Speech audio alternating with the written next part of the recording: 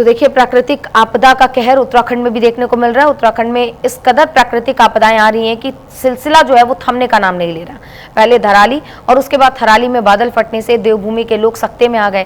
थराली के आसपास गांव और बाजारों में जनजीवन बुरी तरीके से अस्त व्यस्त हो गया है। वहां के क्या हालात हैं आपको दिखाते हैं। थराली के बाद थराली, बादल फाड़ तबाही। श्याना चट्टी में बनी झील, सब कुछ रहा लील। महाविनाश कब है, देवभूमि में प्रलय।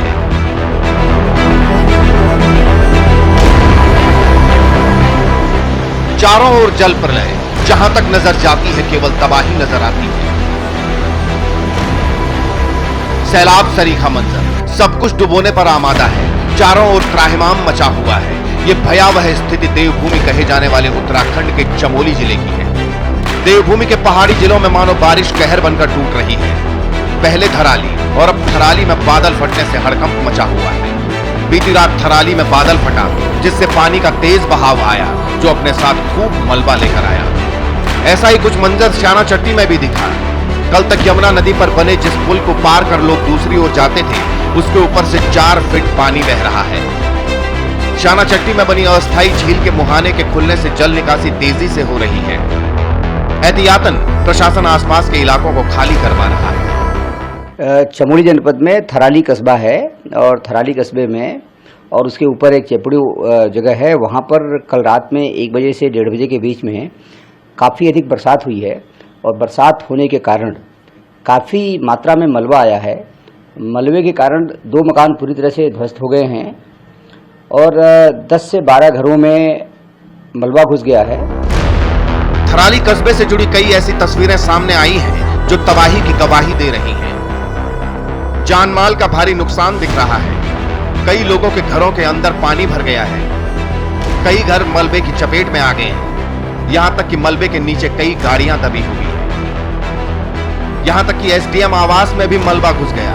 थराली बाजार, कोटदीप तहसील थराली परिसर में भी काफी मलबा आया है। सागवाड़ा गांव में एक घर के अंदर मलबे में लड़की दब गई। इसी साल 5 अगस्त को उत्तरकाशी के थराली में बादल फटने से तबाही मची। कई घर, होटल और दुकानें सब तबाह हो गए। थराली में बादल फटने से 5 लोगों की मौत की पुष्टि हो चुकी है।